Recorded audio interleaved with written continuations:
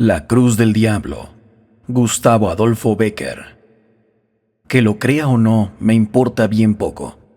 Mi abuelo se lo narró a mi padre me lo ha referido a mí, y yo te lo cuento ahora, siquiera no sea más que por pasar el rato. El crepúsculo comenzaba a extender sus ligeras alas de vapor sobre las pintorescas orillas del Segre, cuando después de una fatigosa jornada llegamos a Belver, término de nuestro viaje.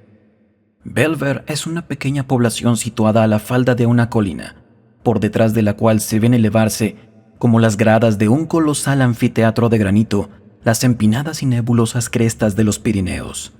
Los blancos caseríos que la rodean, salpicados aquí y allá sobre una ondulante sábana de verdura, parecen a lo lejos un bando de palomas que han abatido su vuelo para apagar su sed en las aguas de la ribera. Una pelada roca, a cuyos pies tuercen esta su curso, y sobre cuya cima se notan aún remotos vestigios de construcción, señala la antigua línea divisoria entre el condado de Urgel y el más importante de sus feudos. A la derecha del tortuoso sendero que conduce a este punto, remontando la corriente del río y siguiendo sus curvas y frondosos márgenes, se encuentra una cruz. El asta y los brazos son de hierro, la redonda base en que se apoya, de mármol, y la escalinata que a ella conduce, de oscuros y mal unidos fragmentos de sillería. La destructora acción de los años, que ha cubierto de orín el metal, ha roto y carcomido la piedra de este monumento, entre cuyas hendiduras crecen algunas plantas trepadoras que suben enredándose hasta coronarlo, mientras una vieja y corpulenta encina les sirve de dosel. Yo había adelantado algunos minutos a mis compañeros de viaje, y deteniendo mi escuálida cabalgadura, contemplaba en silencio aquella cruz, muda y sencilla expresión de las creencias y la piedad de otros siglos. Un mundo de ideas se agolpó a mi imaginación en aquel instante. Ideas ligerísimas, sin forma determinada, que unían entre sí como un invisible hilo de luz la profunda soledad de aquellos lugares, el alto silencio de la naciente noche y la vaga melancolía de mi espíritu. Impulsado de un pensamiento religioso, espontáneo e indefinible, eché maquinalmente pie a tierra, me descubrí y comencé a buscar en el fondo de mi memoria una de aquellas oraciones que me enseñaron cuando niño, una de aquellas oraciones que cuando más tarde se escapan involuntarias de nuestros labios, parece que aligeran el pecho oprimido, y semejantes a las lágrimas, alivian el dolor, que también toma estas formas para evaporarse. Ya había comenzado a murmurarla cuando de improviso sentí que me sacudían con violencia por los hombros. Volví la cara. Un hombre estaba al lado mío. Era uno de nuestros guías naturales del país, el cual, con una indescriptible expresión de terror pintada en el rostro, pugnaba por arrastrarse consigo y cubrir mi cabeza con el fieltro que aún tenía en mis manos. Mi primera mirada, mitad de asombro, mitad de cólera, equivalía a una interrogación enérgica, aunque muda. El pobre hombre, sin cejar en su empeño de alejarme de aquel sitio, contestó a ella con estas palabras que entonces no pude comprender, pero en las que había un acento de verdad que me sobrecogió. Por la memoria de su madre, por lo más sagrado que tenga en el mundo, señorito, cúbrase usted la cabeza y aléjese más que deprisa de esta cruz. Tan desesperado está usted que, no bastándole la ayuda de Dios, recurre a la del demonio. Yo permanecí un rato mirándole en silencio. Francamente, creí que estaba loco, pero él prosiguió con igual vehemencia. Usted busca la frontera. Pues bien, si delante de esa cruz le pide usted al cielo que le preste ayuda, las cumbres de los montes vecinos se levantarán en una sola noche hasta las estrellas invisibles, solo porque no encontremos la raya en toda nuestra vida. Yo no puedo menos de sonreírme. ¿Se burla usted? ¿Cree acaso que esa es una cruz santa como la del porche de nuestra iglesia? ¿Quién lo duda? Pues se engaña usted de medio a medio, porque esa cruz, salvo lo que tiene de Dios, está maldita. Esa cruz pertenece a un espíritu maligno, y por eso le llaman la cruz del diablo. ¿La cruz del diablo? Repetí cediendo a sus instancias, sin darme cuenta a mí mismo del involuntario temor que comenzó a apoderarse de mi espíritu, y que me rechazaba como una fuerza desconocida de aquel lugar. La cruz del diablo. Nunca ha herido mi imaginación una amalgama más disparatada de dos ideas tan absolutamente enemigas. Una cruz y del diablo. Vaya, vaya. Fuerza será que en llegando a la población me expliques este monstruoso absurdo. Durante este corto diálogo, nuestros camaradas que habían picado sus cabalgaduras se nos reunieron al pie de la cruz. Yo les expliqué en breves palabras lo que acababa de suceder. Monté nuevamente en mi rocín y las campanas de la parroquia llamaban lentamente a la oración, cuando nos apeamos en lo más escondido y lóbrego de los paradores de Belver. Las llamas rojas y azules se enroscaban chisporroteando a lo largo del grueso tronco de encina que ardía en el ancho hogar. Nuestras sombras, que se proyectaban temblando sobre los ennegrecidos muros, se empequeñecían o tomaban formas gigantescas, según la hoguera despedía resplandores más o menos brillantes. El vaso de Sauco, ora vacío, ora lleno, y no de agua, como Cangilón de Noria, había dado 3 veces la vuelta en derredor del círculo que formábamos junto al fuego, y todos esperaban con impaciencia la historia de la cruz del diablo, que a guisa de postres de la frugal cena que acabábamos de consumir se nos había prometido. Cuando nuestro guía tosió por 2 veces, se echó al coleto un último trago de vino, limpióse con el revés de la mano la boca y comenzó de este modo. Hace mucho, mucho tiempo, yo no sé cuánto, pero los moros ocupaban aún la mayor parte de España. Se llamaban condes nuestros reyes, y las villas y aldeas pertenecían en feudo a ciertos señores que a su vez prestaban homenaje a otros más poderosos, cuando acaeció lo que voy a referir a ustedes. Concluida esta breve introducción histórica, el héroe de la fiesta guardó silencio durante algunos segundos como para coordinar sus recuerdos y prosiguió así. Pues es el caso que, en aquel tiempo remoto, esta villa y algunas otras formaban parte del patrimonio de un noble varón, cuyo castillo señorial se levantó por muchos siglos sobre la cresta de un peñasco que baña el Segre, del cual toma su nombre.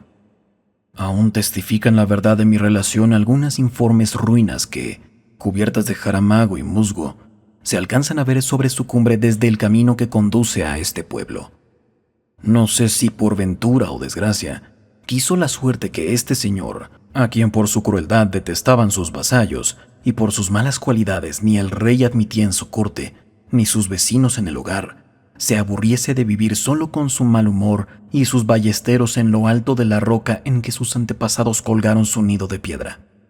Devanábase noche y día los sesos en busca de alguna distracción propia de su carácter, lo cual era bastante difícil después de haberse cansado, como ya lo estaba, de mover guerra a sus vecinos, apalear a sus servidores y ahorcar a sus súbditos. En esta ocasión, cuentan las crónicas que se le ocurrió, aunque sin ejemplar, una idea feliz. Sabiendo que los cristianos de otras poderosas naciones se aprestaban a partir juntos en una formidable armada a un país maravilloso para conquistar el sepulcro de nuestro Señor Jesucristo, que los moros tenían en su poder, se determinó a marchar en su seguimiento. Si realizó esta idea con objeto de purgar sus culpas, que no eran pocas, derramando su sangre en tan justa empresa, o con el de trasplantarse a un punto donde sus malas mañas no se conociesen, se ignora. Pero la verdad del caso es que, con gran contentamiento de grandes y chicos, de vasallos y de iguales, allegó cuanto dinero pudo, redimió a sus pueblos del señorío mediante una gruesa cantidad y no conservando de propiedad suya más que el peñón del Segre y las 4 torres del castillo, herencia de sus padres, desapareció de la noche a la mañana. La comarca entera respiró en libertad durante algún tiempo, como si despertara de una pesadilla. Ya no colgaban de sus sotos, en vez de frutas, racimos de hombres. Las muchachas del pueblo no temían al salir con su cántaro en la cabeza a tomar agua de la fuente del camino, ni los pastores llevaban sus rebaños al Segre por sendas impracticables y ocultas, temblando a encontrar a cada revuelta de la trocha a los ballesteros de su muy amado señor. Así transcurrió el espacio de 3 años. La historia del mal caballero, que solo por este nombre se le conocía, comenzaba a pertenecer al exclusivo dominio de las viejas, que en las eternas veladas del invierno las relataban con voz hueca y temerosa a los asombrados chicos. Las madres asustaban a los pequeñuelos incorregibles o llorones diciéndoles ¡que viene el señor del Segre! Cuando he aquí que no sé si un día o una noche, si caído del cielo o abortado de los profundos, el temido señor apareció efectivamente. y, como suele decirse, en carne y hueso, en mitad de sus antiguos vasallos. Renuncio a describir el efecto de esta agradable sorpresa. Ustedes se lo podrán figurar mejor que yo pintarlo, solo con decirles que tornaba reclamando sus vendidos derechos, que si malo se fue, peor volvió, y si pobre y sin crédito se encontraba antes de partir a la guerra, ya no podía contar con más recursos que su despreocupación, su lanza y una media docena de aventureros tan desalmados y perdidos como su jefe. Como era natural, los pueblos se resistieron a pagar tributos que a tanta costa habían redimido, pero el Señor puso fuego a sus heredades, a sus alquerías y a sus mieses. Entonces apelaron a la justicia del rey, pero el Señor se burló de las cartas, leyes de los condes soberanos, las clavó en el postigo de sus torres y colgó a los farautes de una encina. Exasperados y no encontrando otra vía de salvación, por último, se pusieron de acuerdo entre sí. Se encomendaron a la divina providencia y tomaron las armas, pero el Señor llamó a sus secuaces, llamó en su ayuda al diablo, se encaramó a su roca y se preparó a la lucha. Esta comenzó terrible y sangrienta. Se peleaba con todas armas, en todos sitios y a todas horas, con la espada y el fuego, en la montaña y en la llanura, en el día y durante la noche. Aquello no era pelear para vivir, era vivir para pelear. Al cabo triunfó la causa de la justicia. Oigan ustedes cómo. Una noche oscura, muy oscura, en que no se oía ni un rumor en la tierra, ni brillaba un solo astro en el cielo, los señores de la fortaleza, engreídos por una reciente victoria, se repartían el botín, y ebrios con el vapor de los licores, en mitad de la loca y estruendosa orgía, entonaban sacrílegos cantares en loor de su infernal patrono. Como dejo dicho, nada se oía en derredor del castillo, excepto el eco de las blasfemias que palpitaban perdidas en el sombrío seno de la noche, como palpitan las almas de los condenados envueltas en los pliegues del huracán de los infiernos. Ya los descuidados centinelas habían fijado algunas veces sus ojos en la villa que reposaba silenciosa, y se habían dormido sin temor a una sorpresa, apoyados en el grueso tronco de sus lanzas, cuando he aquí que algunos aldeanos, resueltos a morir y protegidos por la sombra, comenzaron a escalar el cubierto peñón del Segre, a cuya cima tocaron a punto de la medianoche. Una vez en la cima, lo que faltaba por hacer fue obra de poco tiempo. Los centinelas salvaron de un solo salto el valladar que separa el sueño de la muerte.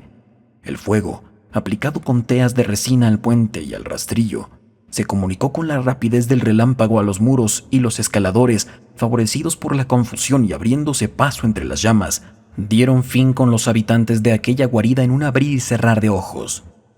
Todos perecieron.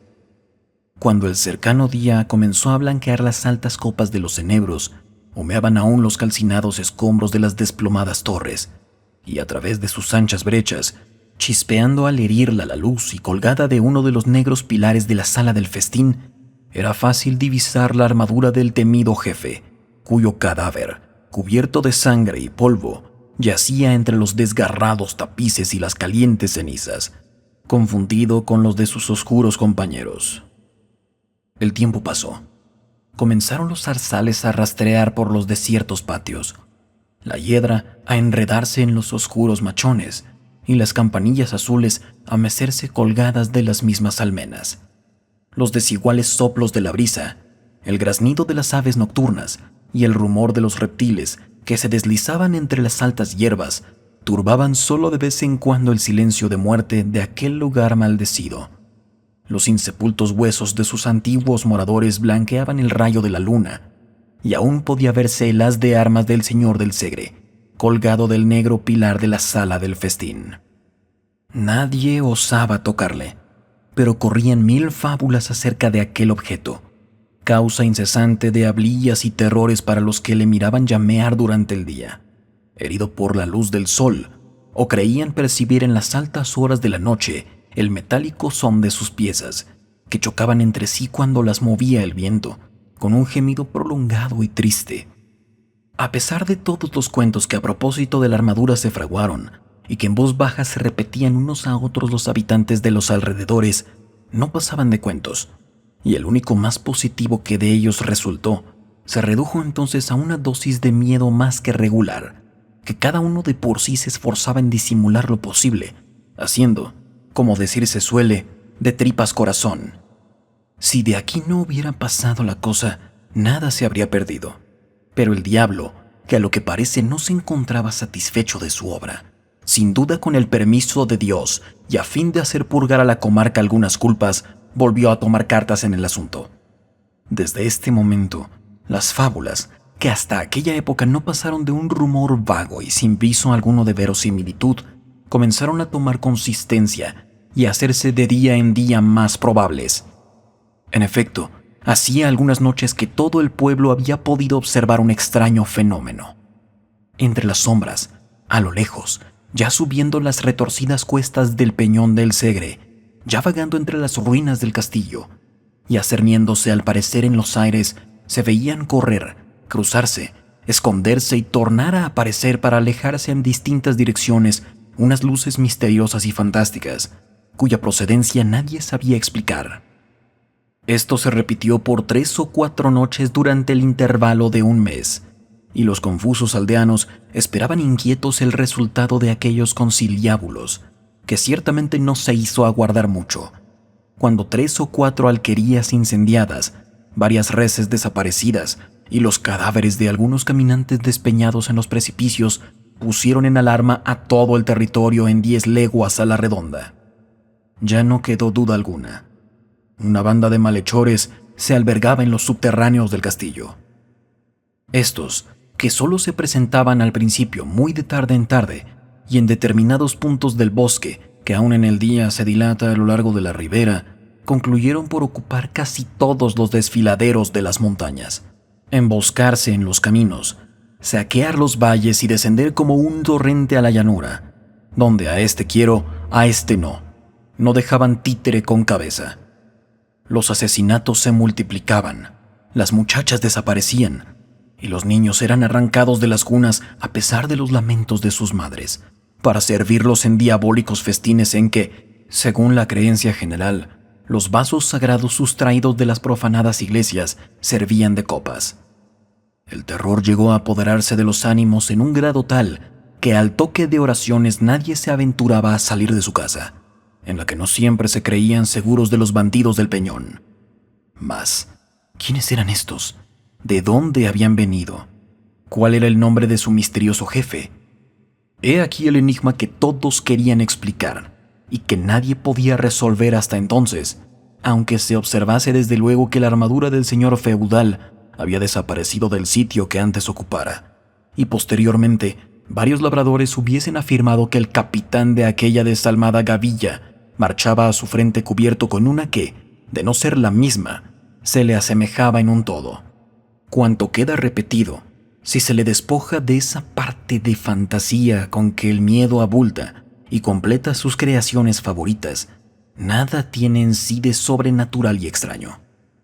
¿Qué cosa más corriente en unos bandidos que las ferocidades con que éstos se distinguían, ni más natural que el apoderarse su jefe de las abandonadas armas del señor del Segre? Sin embargo, algunas revelaciones hechas antes de morir por uno de sus secuaces, prisionero en las últimas refriegas, acabaron de colmar la medida, preocupando el ánimo de los más incrédulos. Poco más o menos, el contenido de su confusión fue este. Yo, dijo, pertenezco a una noble familia. Los extravíos de mi juventud, mis locas prodigalidades y mis crímenes por último, atrajeron sobre mi cabeza la cólera de mis deudos y la maldición de mi padre, que me desheredó al expirar. Hallándome solo y sin recursos de ninguna especie, el diablo sin duda debió sugerirme la idea de reunir a algunos jóvenes que se encontraban en una situación idéntica a la mía, los cuales, seducidos con la promesa de un porvenir de disipación, libertad y abundancia, no vacilaron un instante en suscribir a mis designios. Estos se reducían a formar una banda de jóvenes de buen humor, despreocupados y poco temerosos del peligro, que desde allí en adelante vivirían alegremente del producto de su valor y a costa del país, hasta tanto que Dios se sirviera disponer de cada uno de ellos conforme a su voluntad, según hoy a mí me sucede. Con este objeto señalamos esta comarca para teatro de nuestras expediciones futuras y escogimos como punto el más a propósito para nuestras reuniones el abandonado castillo del Segre, lugar seguro no tanto por su posición fuerte y ventajosa, como por hallarse defendido contra el vulgo por las supersticiones y el miedo. Congregados una noche bajo sus ruinosas arcadas, alrededor de una hoguera que iluminaba con su rojizo resplandor las desiertas galerías, trabóse una acalorada disputa sobre cuál de nosotros había de ser elegido jefe. Cada uno alegó sus méritos. Yo expuse mis derechos. Ya los unos murmuraban entre sí con ojeadas amenazadoras, ya los otros, con voces descompuestas por la embriaguez, habían puesto la mano sobre el pomo de sus puñales para dirimir la cuestión, cuando de repente oímos un extraño crujir de armas, acompañado de pisadas huecas y sonantes que de cada vez se hacían más distintas. Todos arrojamos a nuestro alrededor una inquieta mirada de desconfianza. Nos pusimos de pie y desnudamos nuestros aceros, determinados a vender caras las vidas. Pero no pudimos por menos de permanecer inmóviles al ver adelantarse con paso firme e igual un hombre de elevada estatura completamente armado de la cabeza al pie y cubierto el rostro con la visera del casco, el cual, desnudando su montante, que 2 hombres podrían apenas manejar, y poniéndole sobre uno de los carcomidos fragmentos de las rotas arcadas, exclamó con voz hueca y profunda, semejante al rumor de una caída de aguas subterráneas: «Si alguno de vosotros se atreve a ser el primero mientras yo habite en el castillo del Segre, que tome esa espada, signo del poder». Todos guardamos silencio, hasta que, transcurrido el primer momento de estupor, le proclamamos a grandes voces nuestro capitán, ofreciéndole una copa de nuestro vino, la cual rehusó por señas, acaso por no descubrir la faz que en vano procuramos distinguir a través de las rejillas de hierro que la ocultaban a nuestros ojos. No obstante, aquella noche pronunciamos el más formidable de los juramentos, y a la siguiente dieron principio nuestras nocturnas correrías. En ella nuestro misterioso jefe marchaba siempre delante de todos. Ni el fuego le atajan, ni los peligros le intimidan, ni las lágrimas le conmueven.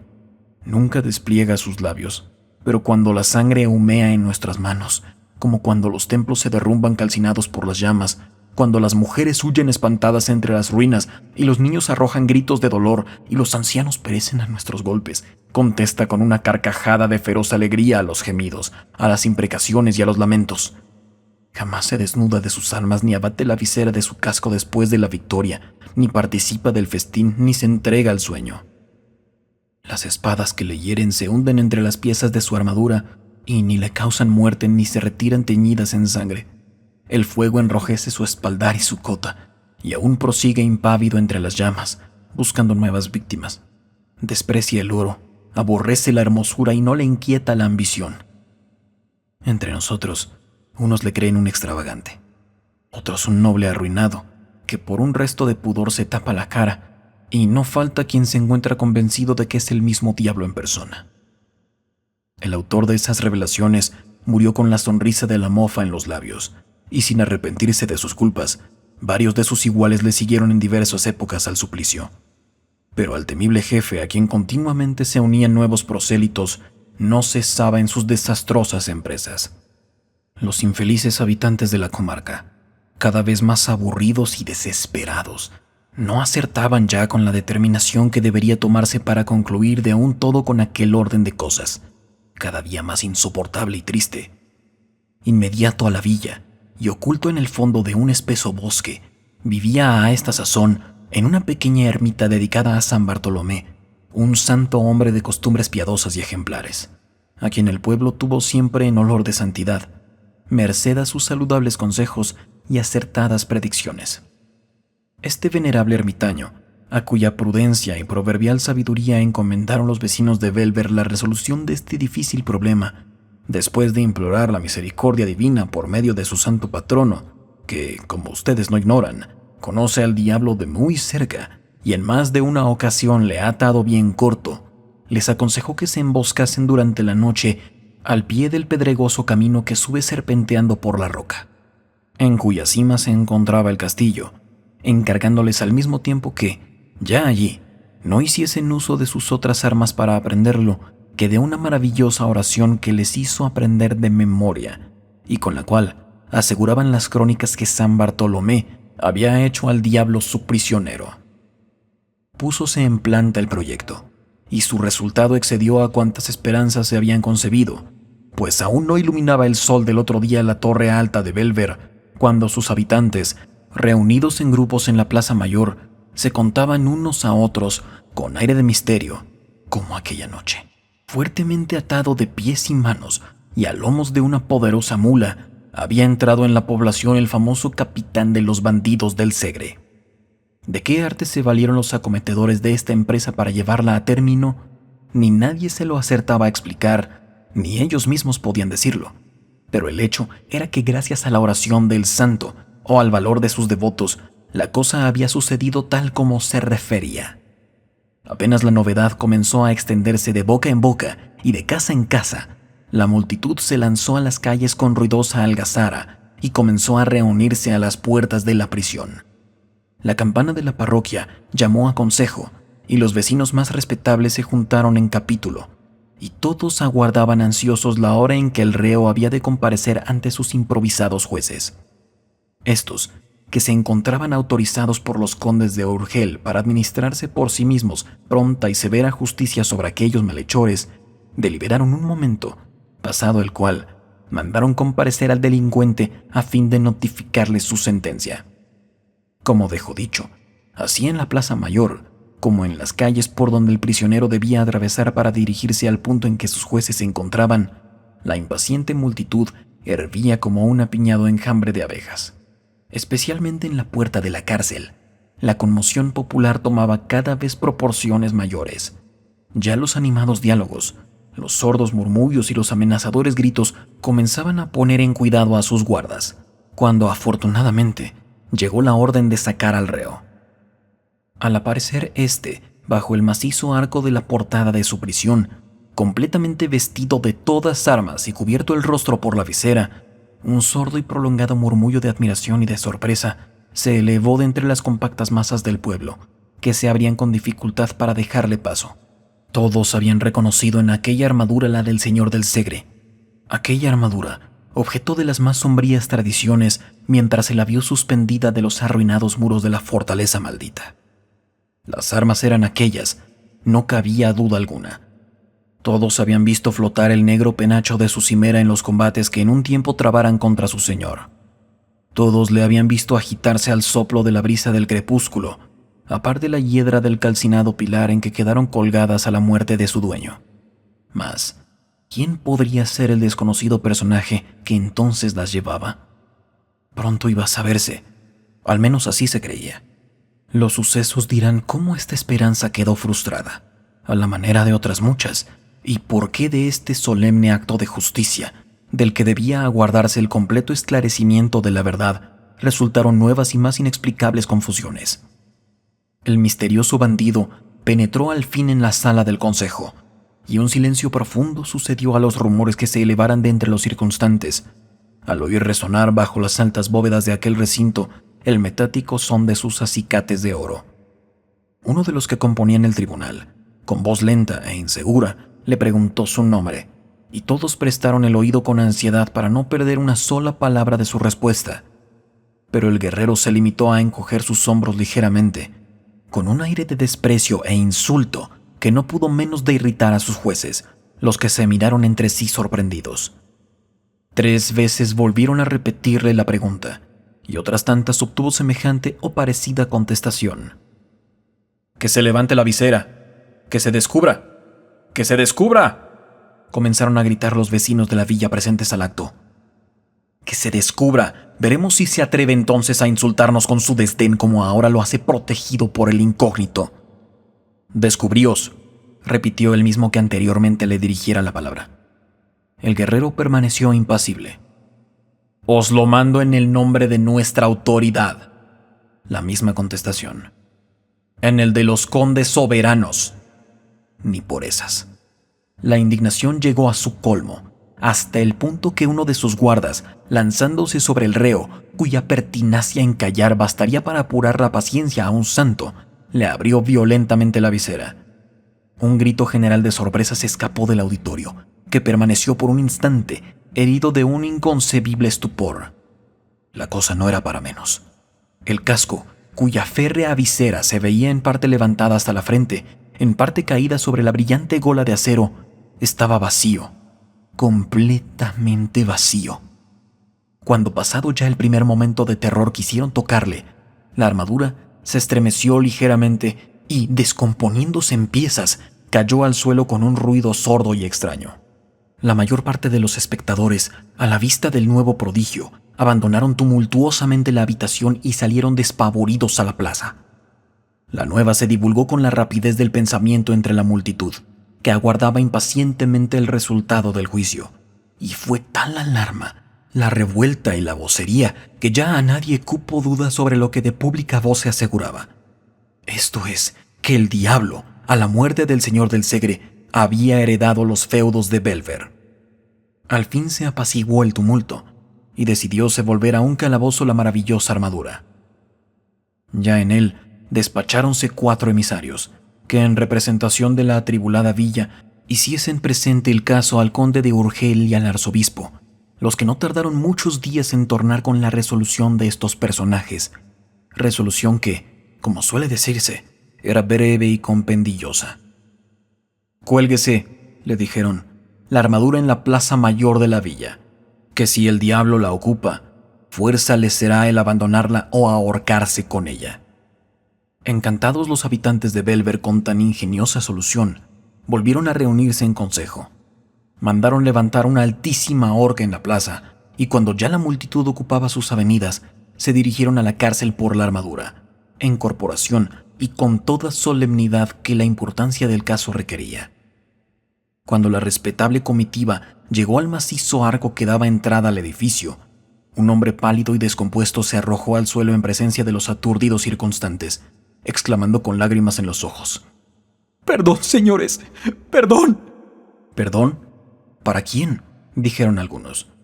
«¿Para el diablo que habita dentro de la armadura del señor del Segre?». «Para mí», prosiguió con voz trémula el infeliz, en quien todos reconocieron al alcaide de las prisiones. «Para mí, porque las armas han desaparecido». Al oír estas palabras, el asombro se pintó en el rostro de cuantos se encontraban en el pórtico, que, mudos e inmóviles, hubieran permanecido en la posición en que se encontraban Dios sabe hasta cuándo, si la siguiente relación del aterrado guardián no les hubiera hecho agruparse en su alrededor para escuchar con avidez. «Perdonadme, señores», decía el pobre alcaide, «y yo no os ocultaré nada, siquiera sea en contra mía». Todos guardaron silencio, y él prosiguió así: «Yo no acertaré nunca a dar razón, pero es el caso que la historia de las armas vacías me pareció siempre una fábula tejida en favor de algún noble personaje, a quien tal vez altas razones de conveniencia pública no permitían ni descubrir ni castigar. En esta creencia estuve siempre, creencia en que no podía menos de confirmarme la inmovilidad en que se encontraban desde que por segunda vez tornaron a la cárcel traídas del consejo. En vano una noche y otra, deseando sorprender su misterio, si misterio en ellas había, me levantaba poco a poco y aplicaba el oído a los intersticios de la cerrada puerta de su calabozo. Ni un rumor se percibía.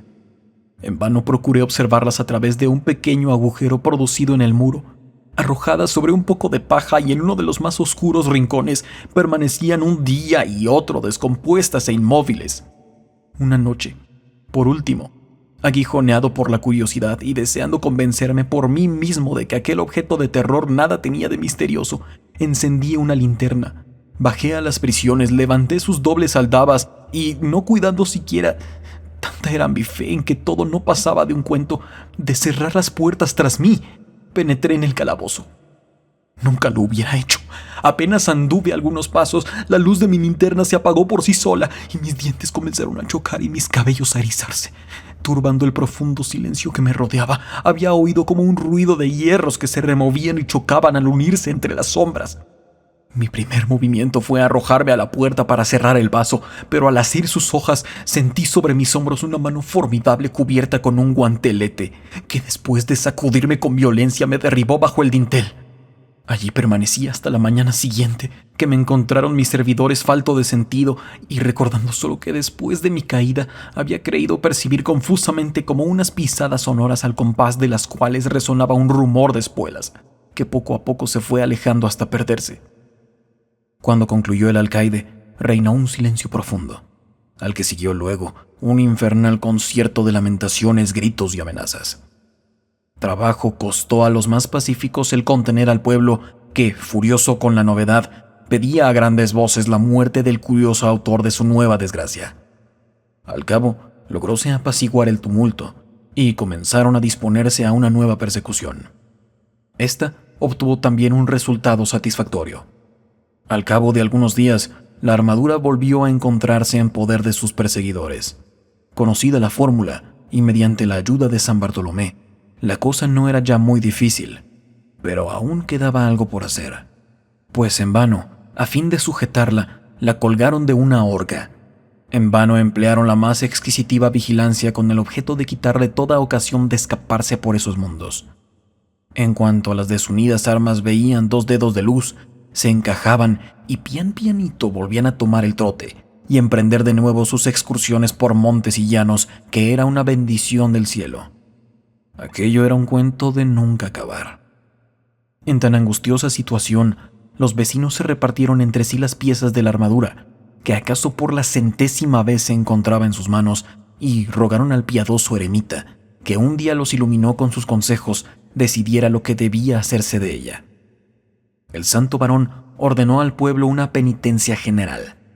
Se encerró por 3 días en el fondo de la caverna que le servía de asilo, y al cabo de ellos dispuso que se fundiesen las diabólicas armas y con ellas y algunos sillares del castillo del Segre se levantase una cruz. La operación se llevó a término, aunque no sin que nuevos y aterradores prodigios llenasen de pavor el ánimo de los consternados habitantes de Belver. En tanto que las piezas arrojadas a las llamas comenzaban a enrojecerse, largos y profundos gemidos parecían escaparse de la ancha hoguera, de entre cuyos troncos saltaban como si estuvieran vivas y sintiesen la acción del fuego. Una tromba de chispas rojas, verdes y azules danzaba en la cúspide de sus encendidas lenguas y se retorcían crujiendo como si una legión de diablos, cabalgando sobre ellas, pugnase por libertar a su señor de aquel tormento. Extraña, horrible fue la operación en tanto que la candente armadura perdía su forma para tomarla de una cruz. Los martillos caían resonando con un espantoso estruendo sobre el yunque, al que 20 trabajadores vigorosos sujetaban las barras del hirviente metal, que palpitaba y gemía al sentir los golpes. Ya se extendían los brazos del signo de nuestra redención. Ya comenzaba a formarse la cabecera, cuando la diabólica y encendida masa se retorcía de nuevo como en una convulsión espantosa, y rodeándose al cuerpo de los desgraciados que pugnaban por desasirse de sus brazos de muerte, se enroscaba en anillas como una culebra o se contraía en zigzag como un relámpago. El constante trabajo, la fe, las oraciones y el agua bendita consiguieron por último vencer al espíritu infernal y la armadura se convirtió en cruz. Esa cruz es la que hoy habéis visto y a la cual se encuentra sujeto el diablo que le presta su nombre. Ante ella, ni las jóvenes colocan en el mes de mayo ramilletes de lirios, ni los pastores se descubren al pasar, ni los ancianos se arrodillan, bastando apenas las severas amonestaciones del clero para que los muchachos no la apedreen. Dios ha cerrado sus oídos a cuantas plegarias se le dirijan en su presencia. En invierno, los lobos se reúnen en manadas junto al enebro que la protege para lanzarse sobre las reses. Los bandidos esperan a su sombra a los caminantes, que entierran a su pie después que los asesinan, y cuando la tempestad se desata, los rayos tuercen su camino para liarse, silbando al asta de esa cruz y romper los sillares de su pedestal.